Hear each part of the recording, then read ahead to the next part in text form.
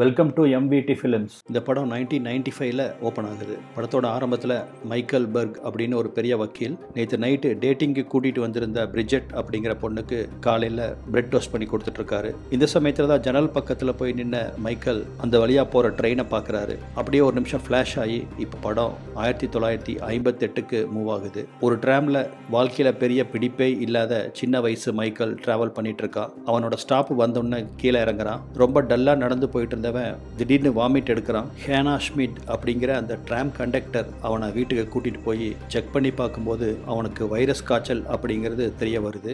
இனி 3 மாசத்துக்கு அவன் வீட்டை விட்டு வெளியே போகக்கூடாது, வீட்டிலேயே தான் இருக்கணும் அப்படிங்கிற கண்டிஷன். அவனுக்கு கிடைச்சிருக்கிற அந்த ஓய்வு நேரத்தில் நிறைய புக் படிக்கிறான். தன்னோட ஸ்டாம்ப் கலெக்ஷன் எல்லாத்தையும் அடிக்கடி மாற்றி மாற்றி வச்சுட்டு அவன் டைமை ஸ்பெண்ட் பண்ணிட்டு இருக்கான். 3 மாசத்துக்கு அப்புறம் குணமான மைக்கேல் தனக்கு உதவின ஹேனாவுக்கு நன்றி சொல்றதுக்காக அவளோட அப்பார்ட்மெண்ட்டுக்கு போறான். இவன் உடம்பு குணமாகி வந்ததில் ஹேனாவுக்கு ரொம்ப சந்தோஷம். அடிக்கடி அந்த ட்ராமுக்கு வா அப்படின்னு அவனுக்கு சொல்லிட்டு இருக்கா. அதே சமயத்தில் ஒரு ஸ்க்ரீனுக்கு அந்த பக்கம் ஹேனா ட்ரெஸ் மாத்துறத மைக்கேல் பார்த்துடுறான். மைக்கேல் தன்னை பார்க்கறத ஹேனாவும் பார்க்க அவமானத்தில் தலை குனிஞ்ச மைக்கேல் அங்கிருந்து வேக வேகமாக ஓடி போயிடுறான். 2 நாளுக்கு அப்புறம் அன்னைக்கு நடந்ததுக்கு சாரி சொல்றதுக்காக ஹேனாவோட அப்பார்ட்மெண்ட்டுக்கு வர அவன் சின்ன பையன் கூட பார்க்காம ஹேனா அவனை செட்யூஸ் பண்ணி 2 பேரும் இப்போ லவ் பண்ண ஆரம்பிக்கிறாங்க. இவங்களோட அந்த கள்ள உறவு அந்த வருஷம் ஃபுல்லாக தொடருது. மைக்கேலுக்கு அவன் வயசில் இருக்கிற பொண்ணுங்க மேலே இருக்கிற ஈர்ப்பு கொஞ்சம் கொஞ்சமாக குறைய ஆரம்பிக்குது. ஹேனா மேலே வெறியாக சுற்றிட்டு இருக்கான். தினம் தினம் அவங்க மீட் பண்ணி அவங்களோட உறவை வளர்த்துக்கிறாங்க. அதே மாதிரி அவன் கிளாஸில் படிக்கிறது எல்லாத்தையும் ஹேனா கேட்டு தெரிஞ்சுக்கிறா. அவளுக்கு பிடிச்ச நிறைய நாவல்களை வாங்கிட்டு வர சொல்லி அவனை படிக்க சொல்லி 2 பேரும் அதை கேட்டு ரசிக்கிறாங்க, சிரிக்கிறாங்க, அழுகிறாங்க. இப்படி நாட்கள் போக போக ஹேனா மேலே ரொம்ப அட்டாச்சான மைக்கேலும் 2 பேரும் ஊரை விட்டு ஒரு சைக்கிள் ட்ரிப் போகிறதுக்காக தான் கஷ்டப்பட்டு சேர்த்து வச்சிருந்த ஸ்டாம்ப் கலெக்ஷன் எல்லாம் விற்கிறான். இந்த சமயத்தில் தான் ஹேனாவுக்கு ப்ரமோஷன் கிடைக்குது. ட்ராம்பிஸில் இருந்த அவளுக்கு இப்போ ஒரு குறிப்பிட்ட ஆஃபீஸில் கிளர்க்கு வேலை கிடைக்கவும் ஹேனாக்கு அந்த ஜாபு சுத்தமாக பிடிக்கல. இருந்தாலும் அவன் மறுக்க முடியாது, அந்த வேலைக்கு அவள் ஜாயின் பண்ணியே ஆகணும். இந்த சமயத்தில் அப்பார்ட்மெண்ட்டுக்கு வந்த மைக்கேல் அவளுக்கு பிடிச்ச கதை புக்கை படிச்சுட்டு இருக்கான். டப்புன்னு அதை வாங்கி மூடி வச்சுட்டு 2 பேரும் ரொம்ப ஃபோர்ஸ்ஃபுல்லாக லவ் பண்ணுறாங்க. இன்னைக்கு தான் ஹேனா அவனை பார்க்குற கடைசி நாள். மைக்கேல் போனதுக்கப்புறம் யார்கிட்டமும் சொல்லாமல் ஹேனா அந்த அப்பார்ட்மெண்ட்டை காலி பண்ணிட்டு எங்கேயோ போகிறான். எங்கே போனான்னு தெரியாமல் தேடி அலைஞ்ச மைக்கேல் ரொம்ப மனசு உடைஞ்சு போய் ஹேனாவை எல்லா இடத்துலையும் தேடி பார்க்குறான். அவன் எங்கேயும் இல்லாததால ரொம்ப மனசு உடைஞ்சு போய் சோம்பி போகிறான். இப்போ மைக்கேல் ஒரு லா ஸ்கூலில் படிச்சுட்டு இருக்கான். அந்த சமயத்தில் தான் இவங்க லா ஸ்கூலில் ப்ரொஃபஸர் ரால் அப்படின்னு ஒருத்தர் வந்து ஜாயின் பண்ணுறாரு. இவர் ஹிட்லரோட கான்சன்ட்ரேஷன் கேம்பில் இருந்து உயிர் பிழைச்ச சிலரில் ஒருத்தர். இவரோட நோக்கம் என்னென்னா அங்கே 300 ஜூவிஷ் பொண்ணுகளை கொன்னதுக்கான ஒரு ட்ரையல் தான் இப்போ நடந்துட்டுருக்கு. இந்த லா ஸ்டூடெண்ட்ஸ் எல்லாமே கோர்ட்டில் அப்பீர் ஆகி அங்கே நடக்கிற ட்ரையலை நேரடியாக பார்ப்பாங்க, நேரடியாக உட்காந்து அவங்க கற்றுக்குவாங்க. ப்ரொஃபஸர் ரால் தான் அந்த ட்ரையலை கண்டக்ட் பண்ணிட்டு இருக்காரு. இது என்ன கேஸ் அப்படின்னா 1944ல் 300 ஜீவிஷ் பொண்ணுகளை அநியாயமாக கொன்னதுக்காக நடத்தப்படுற ஒரு விசாரணை. மொத்தம் 6 பெண்கள் அந்த 300 ஜீவிஷ் பெண்கள் சாக காரணமாக இருந்திருக்காங்க. அப்போதான் ஹேனாவும் அதில் ஒருத்தி அப்படிங்கிற அந்த ஷாக்கான நியூஸ் மைக்கேலுக்கு தெரிய வருது. ஒரு கணம் அவன் உறைஞ்சு போயிடுறான். அவனோட விசிட் இந்த கேஸுக்கு ரொம்ப யூஸ்ஃபுல்லாக இருக்கும் அப்படின்னு மைக்கேல் நினச்சதால ஹேனா ஒர்க் பண்ணிட்டு இருந்த அந்த கான்சன்ட்ரேஷன் கேம்பை போய் இப்போ பார்த்துட்டு வரான். அது இப்போ யாருமே இல்லாமல் பூட்டப்பட்டு கிடக்கு. இந்த கேஸை பற்றி லா படிச்சுட்டு இருக்க ஒவ்வொரு ஸ்டூடெண்ட்டும் அவங்க கருத்தை தெரிவிக்கிறாங்க. அதில் ஒருத்தர் இந்த குற்றத்தை பண்ண ஒவ்வொரு ஜெர்மன் ஆஃபீஸர்ஸும் அவங்களாகவே சுட்டுக்கிட்டு சாகணும், இதில் யாருக்கும் பாரபட்சம் இல்லாமல் தண்டனை கொடுக்கணும் அப்படின்னு ரொம்ப கோபமாக சொல்லிட்டு இருக்கான். இதில் முக்கியமான சாட்சி யாருன்னா ஜூலியா அப்படிங்கிற ஒரு ஜூவிஷ் பொண்ணு தான். அவளும் அவங்க அம்மாவும் அந்த கான்சன்ட்ரேஷன் கேம்பில் எத்தனை கஷ்டப்பட்டாங்க அப்படின்னு ஒரு புக் எழுதியிருக்கிறா. எல்லா கொடுமையும் நேராக பார்த்து அனுபவிச்ச அந்த ஜூலியா அந்த பெண்களோட கொலைக்கு முக்கியமான காரணமாக இருந்தது ஹேனா அப்படின்னு ஹேனாவை பார்த்து கை காமிக்கிறா. மற்ற 5 பெண்களை போல நான் எந்த குற்றமும் செய்யல அப்படின்னு ஹேனா எதையுமே மறுக்கல. ஒரு ஜெர்மன் ஆஃபீஸரா எனக்கு என்ன ஆர்டர் கொடுக்கப்பட்டதோ அதை நான் செஞ்சேன் அப்படின்னு ஒத்துக்கிறா. ஹேனாவை பொறுத்த வரைக்கும் அந்த கான்சன்ட்ரேஷன் கேம்பில் ரொம்ப வீக்காக இருக்கிறவங்க, வயசானவங்களா சூஸ் பண்ணி அவங்கள அன்னைக்கு சாயந்தரமாக அவரோட ஆஃபீஸ்க்கு வர சொல்லி அவங்க கிட்ட ஒரு புக்கை கொடுத்து அதை படிக்க சொல்லுவா. யாரெல்லாம் வந்து ஹேனா கிட்ட புக்கு படிச்சுட்டு போறாங்களோ அவங்கெல்லாம் மறுநாளே கொல்லப்படுவாங்க. புதுசாக வர்ற கைதிகளுக்கு இடம் வேணும் அப்படின்னா பழைய கைதிகளை கொன்னா மட்டும்தான் அது முடியும், அதைத்தான் நான் செஞ்சேன் அப்படின்னு அவள் ஓப்பனாக எல்லாத்தையும் அக்செப்ட் பண்ணிக்கிறான். ஹேனாவுக்கு எதிரான பல ஆதாரங்களை அவளுக்கு எதிராக வாதாடிட்டு இருக்க வக்கீலெல்லாம் கொடுக்குறாங்க. அதில் முக்கியமான ஒரு ஆதாரம் நேச நாடுகள் போட்ட பாம்பு ஒன்று தவறுதலாக அங்கே இருக்கிற சர்ச்சில் விழுகுது. கூரை இடிஞ்சு விழுந்து அங்கே தீப்பிடிக்குது. அந்த சர்ச்சுக்குள்ள 300 பெண்கள் தூங்கிட்டு இருந்திருக்காங்க.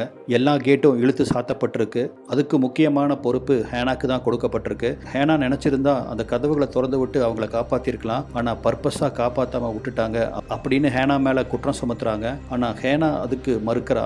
எந்த கைதியும் தப்பிச்சு போகக்கூடாது அப்படின்னு சொல்லி தான் நாங்கள் கதவெல்லாம் பூட்டி வைக்கிறோம். எனக்கு கதவை பூட்டி வைக்கிற அத்தாரிட்டி மட்டும் தான் இருக்கு, ஓப்பன் பண்ணி விடுறதுக்கு இல்லை அப்படின்னு அவ வாதாடுறான். அந்த சமயத்துல தான் இந்த சர்ச் மரணத்துக்கெல்லாம் பொறுப்பேற்று ஹேனாவை கையெழுத்து போட சொல்றாங்க. தான் கையெழுத்து போட முடியாது அப்படின்னு ஹேனா மறுக்கிறா. அப்பதான் அந்த கோர்ட் ரூம்ல அப்சர்வா இருந்த மைக்கேல் ஒரு விஷயத்தை கண்டுபிடிக்கிறா. ஹேனாக்கு படிக்க எழுத தெரியாது அப்படிங்கிற அந்த ரகசியம். அதனால தான் அவ ஆஃபீஸ் ஒர்க்கெல்லாம் வேண்டாம் அப்படின்னு ஒவ்வொரு தடவையும் மறுத்திருக்கா. தனக்கு படிக்க தெரியாது அப்படிங்கிறது மற்றவங்களுக்கு தெரியாம பார்த்துக்கிறதுல ஹேனா ரொம்ப உறுதியா இருந்திருக்கா. ப்ரொஃபஸர் ரால போய் மைக்கேல் பார்க்குறான். அவன் கண்டுபிடிச்ச இந்த ரகசியத்தெல்லாம் அவர்கிட்ட சொல்றான். இதனால தான் ஹேனா எந்த ப்ரமோஷனும் வேண்டாம் அப்படின்னு மறுத்திருக்கா அப்படின்னு சொல்லவும், இந்த தகவல் அவளுக்கு எந்த விதத்திலையும் உதவாது, இந்த கேஸுக்கு இது சம்மந்தம் இல்லாமல் போயிடும் அப்படின்னு அவங்ககிட்ட சொல்றாரு. இப்போ முக்கிய குற்றவாளியான ஹேனாக்கு ஆயுள் தண்டனை கிடைக்குது. மற்ற 5 பேர்த்துக்கு சில வருடங்கள் மட்டும்தான் சிறை தண்டனை கிடைக்குது. காலம் உருண்டோடுது. மைக்கேல் அவனோட படிப்பை முடிச்சு ஒரு மிகப்பெரிய சக்சஸ்ஃபுல் லாயரா இப்போ அவதாரம் எடுக்கிறான். மார்த்தா அப்படிங்கிற பொண்ணை கல்யாணம் பண்றான். ஜூலியா அப்படின்னு அவங்களுக்கு ஒரு பொண்ணும் பிறக்குது. ஆனா அடிமனசுக்குள்ள மைக்கேலால ஹேனாவை மறக்கவே முடியல. அதனால மனைவி மேல அவனுக்கு பெரிய ஈர்ப்பு ஏற்படல. இதன் காரணமா மார்த்தா அவனை டிவோர்ஸ் பண்ணிட்டு போறா. இவங்க டிவோர்ஸ்னால இவன் அவனோட பொண்ணை ரொம்பவே மிஸ் பண்றான். மனைவியும் இல்லை, மகளும் இல்லை. இப்ப தன்னை ஆறுதல் படுத்திக்கிறதுக்காக ஹேனா கூட இவன் ரிலேஷன்ஷிப்ல இருந்த போது இவன் எழுதின புக்கெல்லாம் எடுத்து படிக்கிறான். அதையெல்லாம் ஒரு கேசட்ல பதிவு பண்ணி ஜெயிலில் இருக்கிற ஹேனாக்கு அனுப்புறான். கூடவே அவ படிக்கிறதுக்காக புக்ஸும் எப்படி படிக்கணும் அப்படிங்கிற வழிமுறைகளையும் இவன் சொல்லித்தரான். அதை வச்சு ஹேனா ஜெயிலுக்குள்ள படிக்க ஆரம்பிக்கிறான். ஹேனாவும் பல தடவை மைக்கேலுக்கு ஜெயிலிருந்து லெட்டர் அனுப்புறான். ஆனா ஒரு லெட்டருக்கும் கூட மைக்கேல் இது வரைக்கும் பதில் அனுப்பல. 1988 ஹேனாவோட ஜெயில் வார்டன் மைக்கேலுக்கு ஃபோன் பண்றாங்க. கோர்ட் ஹேனாவுக்கு பரோல் கொடுக்கறதா முடிவு பண்ணிருக்கு. அதுக்கு ஒரு ஸ்பான்சர் வேணும் அப்படின்னு சொல்லி மைக்கேலோட விருப்பம் இல்லாமையே அவனோட ஸ்பான்சர்ஷிப்பை எடுத்துக்கிறாங்க. இன்னும் ஒரு வாரத்துல ஹேனா ஜெயிலிருந்து ரிலீஸ் ஆக போறா. அந்த சமயத்துல முதல் முறையா பல வருடங்களுக்கு அப்புறம் மைக்கேல் போய் ஹேனாவை மீட் பண்றான். வயசான ஹேனா ஒரு விஷயத்த மைக்கேல் கிட்ட சொல்றா. நான் எஸ்எஸ் கார்டு டியூட்டியில இருந்தபோது அங்க நடந்த இன்சிடென்ட்ஸ் பத்தி நான் ஒரு நாளும் நினைச்சதில்லை. ஆனா ஜெயிலில் இருந்த இந்த காலகட்டத்தில் அங்க நடந்த நிகழ்ச்சிகளை நினைச்சு நான் ஒரு நாள் கூட வருந்தாம இருந்ததே இல்லை அப்படின்னு சொல்றா. மைக்கேல் அவளை சந்திச்சுட்டு போனதுக்கு அப்புறமா தன்னோட ரூம்ல தூக்கு மாட்டி ஹேனா தன்னோட உயிரை தானே பறிச்சுக்கிறா. மைக்கேல்னால தான் அவ எழுத படிக்க தெரிஞ்சுக்கிட்டா. அதனால இறக்கறதுக்கு முன்னாடி மைக்கேலுக்கு ஒரு கடிதம் எழுதியிருக்கா. அதுல எலனா அப்படிங்கிற ஒரு அந்த கான்சன்ட்ரேஷன் கேம்ப் சர்வைவருக்கு தன்னோட சின்ன சேவிங்ஸும் கையில் இருந்த ஒரு டீ டப்பாவையும் ப்ரெசென்ட்டாக கொடுக்கணும் அப்படின்னு மைக்கேலுக்கு ரிக்வஸ்ட் பண்ணி அந்த லெட்டர் எழுதியிருக்கா. அதை அடுத்து அந்த கேஷும் டீ டின்னும் எடுத்துட்டு நியூயார்க்கில் இருக்கிற அந்த எலனாவை மீட் பண்ணுறதுக்கு மைக்கேல் வரான். தனக்கும் ஹேனாவுக்கும் உள்ள அத்தனை உறவுகளை பற்றியும் இப்போ எலனா கிட்ட மைக்கேல் ஓப்பனாக பேசுகிறான். ஹேனாவோட இந்த சேமிப்பு யாராவது ஒரு ஜூயிஷ் குடும்பத்துக்கு போனால் தான் ரொம்ப சந்தோஷப்படுவேன் அப்படின்னு அவன் சொல்கிறான். எலனாவும் அந்த டீ டின்னு மட்டும் எடுத்துக்கிறா. நான் அந்த கேம்புக்கு போகிறதுக்கு முன்னாடி இதே மாதிரி ஒரு டீ டின் என்கிட்ட இருந்துச்சு, அதன் நினைவாக இந்த டின்னை மட்டும் நான் வச்சுக்கிறேன் அப்படின்னு அந்த டீ டின்னை மட்டும் அவள் எடுத்து வச்சுக்கிறா. இப்போ 1995 பாரிஸில் போய் படிச்சுட்டு வந்த தன்னோட 21 வயசான மகளான ஜூலியா கூட ரீயூனிட் ஆகிறான். இப்போ 2 பேரும் காரில் ஒரு சர்ச் நோக்கி போயிட்டு இருக்காங்க. இந்த சர்ச்சு தான் மைக்கேலும் ஹேனாவும் சைக்கிளிங் போகும்போது அவங்க அட்டன் பண்ண சர்ச்சு. அப்படியே ஹேனாவோட கல்லறைக்கும் போய் பொக்கே வச்சுட்டு தனக்கும் ஹேனாவுக்கும் இருந்த அந்த ரிலேஷன்ஷிப் பற்றி தன்னோட பொண்ணுக்கிட்ட எல்லாத்தையுமே சொல்ல ஆரம்பிக்கிறான். இதோட இந்த படமும் முடியுது. இந்த படம் உங்களுக்கு பிடிச்சிருக்குன்னு நம்புகிறேன். இந்த படத்தை பற்றின கமெண்ட்டுகளை வரவேற்கிறேன். மேலும் இது போல் பலவிதமான ஜானர் மூவிஸ் எல்லாம் நான் கொண்டு வர போகிறேன். அதுக்கு நம்ம சேனலை சப்ஸ்கிரைப் பண்ணி இணைந்திருங்கள். இந்த வீடியோவை பார்த்ததுக்கு நன்றி.